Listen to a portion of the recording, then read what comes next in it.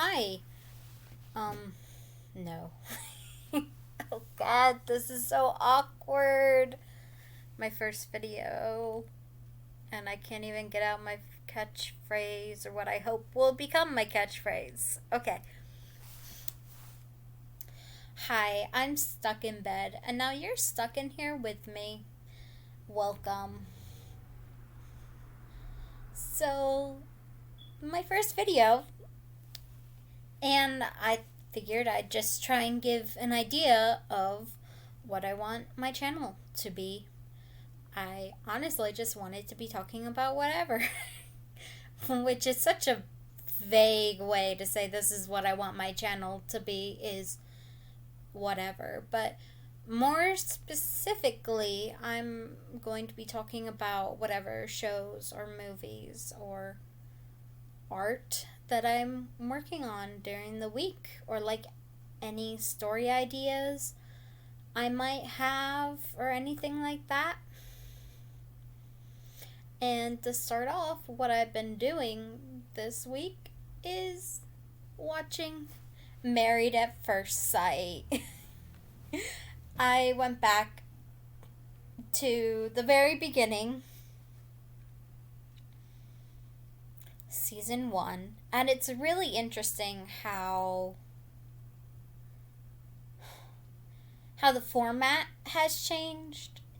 It used to be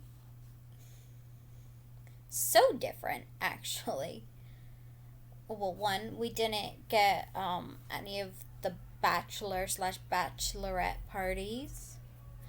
Everything was done separately.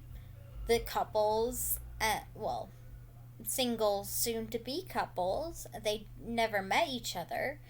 They even did their honeymoon separately. And I thought that was odd. I like that they changed it in the later seasons so that they could all, you know, vacation together, because you really need a strong support network, which the experts say over and over again, you need a strong support network. But that means having people who can understand where you're coming from, and I don't think the family and friends really cut it when it comes to being a strong support network. Because Married at First Sight is such a different experience to what traditionally done and what their family and friends have done. It's relying on these experts to match you, which I don't like saying in what's traditionally done, because the concept of a love marriage is so new, and it's really looking at it through a Western perspective to say, oh, this hasn't really been done, when arranged marriages are what's normally been done. But going through the show, filming and working on that's a unique experience, which I think only the other couples can really know. So I like how in later seasons they make sure that the couples meet each other at the bachelorette and bachelor parties, and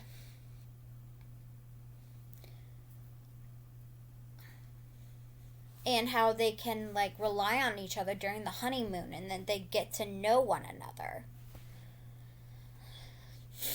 And another change that I thought was odd, and I think probably doomed a lot of couples from the get-go, is they had to move in together immediately, and that puts a lot of stress on their marriage.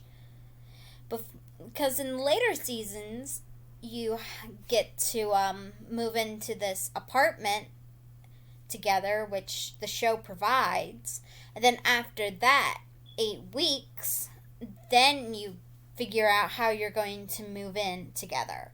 And I think that gives people a lot more time to figure it out than just coming back straight from your honeymoon and being like, okay, now we need to find a place to live, when you don't even know if it's gonna work. And maybe you get rid of your apartment, you sell your house, like you have to find a place to live together, and maybe it just doesn't work out. So now you're stuck with this apartment and paying rent. And it's just like this huge expense, which not a lot of people can handle. So that was another change in the format that I really liked. But at the same time, I also liked watching the couples find a place to live together. So I'm not sure. I think when it comes to the drama, having the couples immediately have to find a place to live together in the first season, I think that works really well. However, when it comes to seeing if the couple can actually make it and not putting such an insane amount of pressure on them from the get-go, I think providing a separate place where they can move in for a bit is probably the best solution. I also liked how in later seasons they added more weeks. Originally it was 5 weeks. 5 weeks including the honeymoon. And that's not a lot of weeks, which is said over and over and over and over again on the show. And they're right. That's not a lot of weeks. Like, there's no way I could open up to someone in like a month. I don't think anybody can. And you see that in the beginning, that struggle to open up. And they're like, this is a stranger. I don't really know them. I don't trust them with my feelings. I don't want to open up. And that's understandable. You basically have a month. So in the later seasons, I think it's better that it's more 8 weeks. Because then that gives them 2 months. And, it's a bit more of a chance. Like, to go from knowing each other and being friends to developing a crush to eventually deciding, yeah, I can trust this person. I'm willing to trust this person. They have my best interests. But there's no way you can discover that in a month. But there is one thing that I did like about the earlier seasons. And this is something that I think the later seasons could do, actually, is you have them navigating everyday life together. You have them like, okay, this is my job, this is what I have to do. But when you have them and you take them and you put them in their own apartments, you kind of package and keep the couples away from everyday life and keep them safe in their own little bubble where they just have each other to deal with. And oh my God, like being in the pandemic and just seeing my roommates every day, that's a lot. And then, so like 8 weeks with this stranger that you married, I cannot even imagine. So I think maybe what would make the format more interesting, and they could probably get more episodes out of this, is that you have them 8 weeks together in their own little apartment, bubbled away, where they can just focus on each other. But maybe you'll have like a couple weeks of them trying to navigate everyday life together. I think that would be really interesting.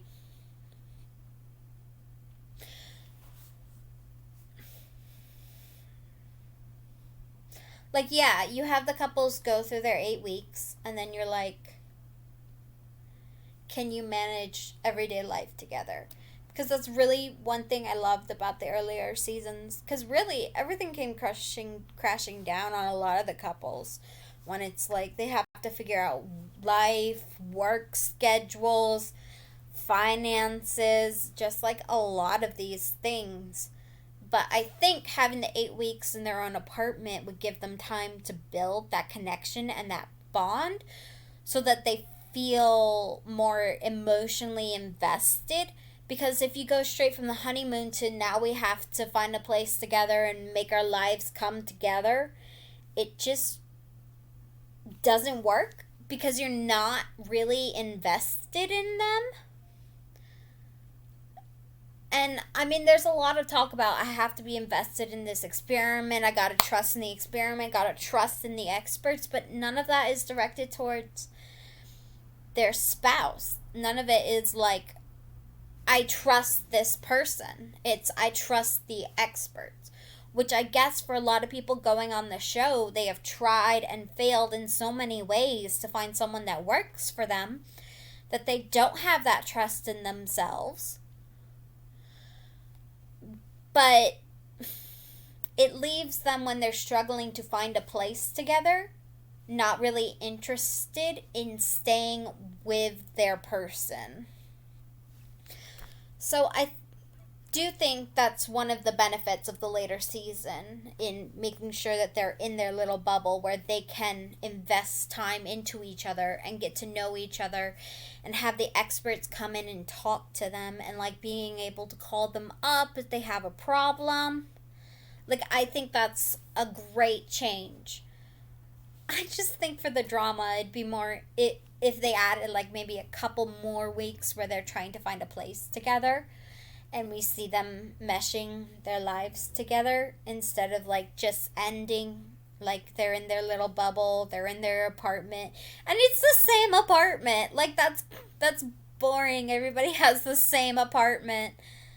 I think with the earlier seasons, because not everyone had the same apartment, you have more variety in location and like people actually living in the city. Like, I don't know where these apartments are, but you never really see them like going outside of those apartments or going and doing things. It's more they're just in this apartment, they're talking or fighting or, you know, having a good time, whatever it is. But like, when you have each couple living in different locations and having to find their locations together, you get a lot more like interesting views. Like, you get to see people in their neighborhoods, like going to the grocery store, shopping for towels. Like, everything is provided in the later season, so you don't get to see people go out and try and get what they need for their needs. And I just think that's interesting because you can just like watch them go grocery shopping. And I am trash for domestic fluff fics. So just watching people go grocery shopping and flirting while they do it, picking out towels, like, that's adorable. Oh my god, it's really adorable because they're actually making this place their home together. It's not just this random place anymore. It's so cute. I love it. Oh my god, I love it so much.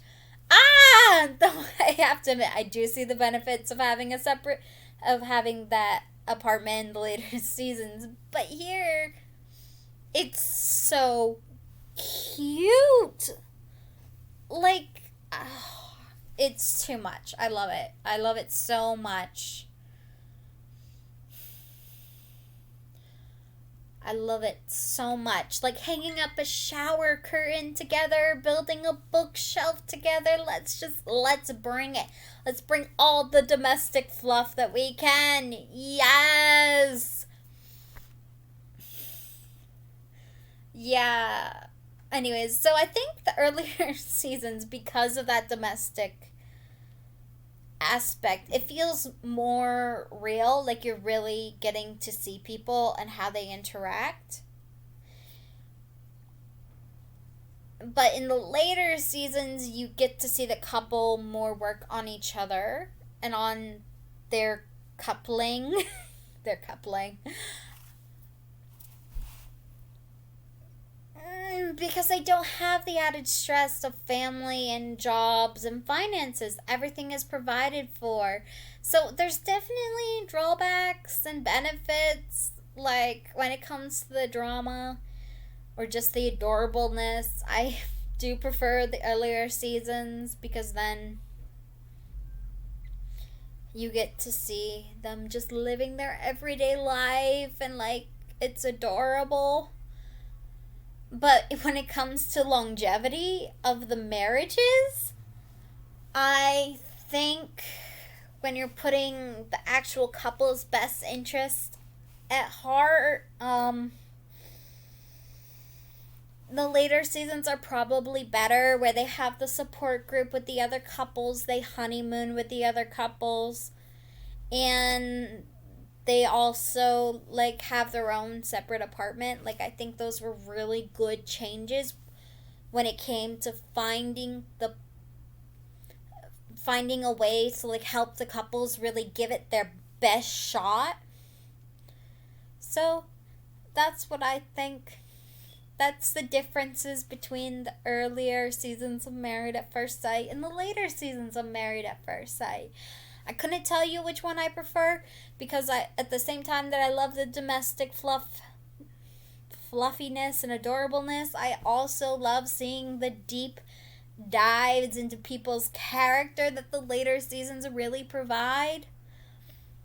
They got their benefits and they have their drawbacks. I think because of the way that Married at First Sight is, people go into it with the intention to find their partner for life. That changing the format to give the couples the best chance to find their partner for life, that's probably the best way to do it, because in other reality shows you can think, oh, I want this drama, we need to cause tension, we need to get this, we need to maybe script this scene or whatever, and it's just really manufactured.